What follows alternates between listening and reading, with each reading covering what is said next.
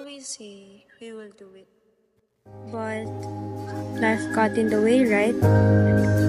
But this year though, no more excuses. We're going to check off every single thing, no matter how wild or impossible it seems. Because we owe it to ourselves to chase our dreams.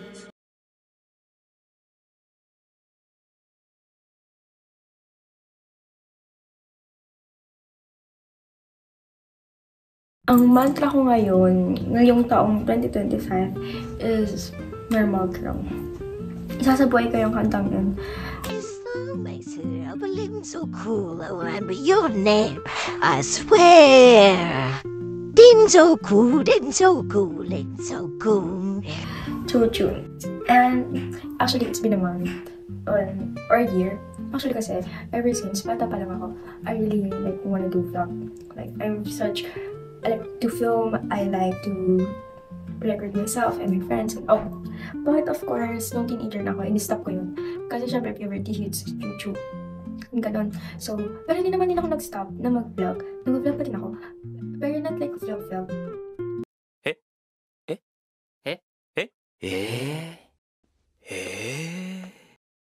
Gets niyo ba? Pero ayun, nag-vlog pa din ako. Pero hindi like vlog. Pinopost ko na ako sa account. And then, nung birthday ko, sabi ko na, Okay, I was like, kasi gusto ko na mag-talaga siya. Kahit ganyan. So, ginawa ko yun. Sa isip ko kasi before, ang reason ko makikita ko ito, syempre, wala akong sariling room. Tapos, wala akong equipment. Wala akong maayos na environment to do vlog. Ganon. So, hindi ko siya magawa sa... Do you guys get it? Pero ayun, sabi ko, nung birthday ko, sabi ko, sige, I will do it na ganyan, bumili ako ng TG ko. Kaso, ang mahal niya, te. Parang 5,000, ganun, 5,000 ata yung price. Wala akong 5,000, wala akong trabaho. Hindi ako pwede magtrabaho. And wala rin akong income. So, baon ko lang. Yun lang inipon ko, yun lang yung pera na meron ako. And so on. Tapos, so like, nag-plan ako, ganun na, sabi ko kayo, restart na. So, kung hindi ka ng digicam, phone na lang muna. Ayan, so bumili ako ng mga tripod, ng mga mic, na hindi ko naman ginagamit. Kasi, parang weird ng boses, na bumili ako ng mga lamp, and yan. And if you're wondering kung tasan ako, ay wala kang pato. Well, may pipe kami sa Cavite, dito po yun. And, wala nakatira dito. And, nagpupumilit akong tumira dito. Hindi naman ako pinapayagan na magulang ko.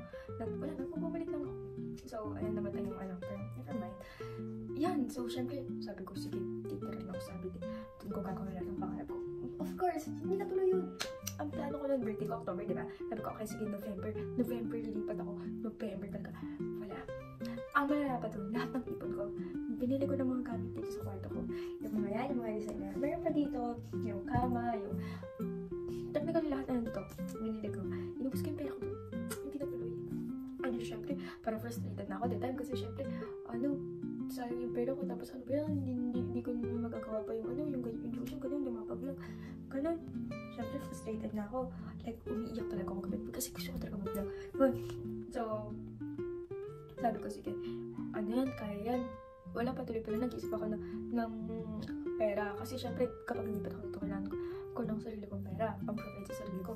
So, sabi ko, saan ako kuha ng pera? Saan ako mag-ipon? Ganyan. Tapos, dapat maghanap ako ng trabaho. Pero, na-erase siya kasi wala akong mahanap. Tapos call center lang. Ay, nag-aaral ako. Hindi ko kaya mag-call center. Nag-aaral. Tapos habang nag-vlog, so X siya. So, sabi ko, sige, mag-affiliate na lang ako. Paturo ako mag-yellow basket sa TikTok. Kasi may 400 followers ako sa TikTok. No? 400. Alam mo na kayo. May 400 followers ako sa mag-affiliate ako. Hindi pala pwede yung 600 pala. 600 pala yung followers dapat dun. Sabi sa kanya Paula, yung kapatid ng friend ko, sabi niya, madali lang magka-followers TikTok, mag-live ka. Ako, nag-live ako. Nag-isang live lang ako, 30 minutes live. Tumaas followers ko, 3,000 agad. Sabi ko, oh my god, ganun lang pala yun. Sige, tito mo. Excited ako. Sabi ko, sige, tito na ako mag-vlog. Mayroon na agad. Sabi na kanya. Grabe, huwag naman ganun yun. Siyempre, sa isip ko, sige, okay, mag-live ako bukas agad. Tapos, pupunta ako Latin. Hindi na ako mag-live. Sa Taytay pa yun, Hindi, sabi ko, okay, nagluluto sila. So, ang bala ko is mag-live ako. Pag nagluluto, nawala yung live sa TikTok. may live naman ako sa TikTok eh, pero bigla siya nawala nung magla-live na ako. So, syempre sa isip ko, grabe ang daming madang sa pangarap ko. Like, minamanipula ni TikTok yung pangarap ko. Ganun sa isip ko. Tapos ayun, pero, ayun nga. So, ayun nga. Yung lesson lang kasi dito is, if you're, kasi diba, isa rin sa reason kung bakit naman hindi ko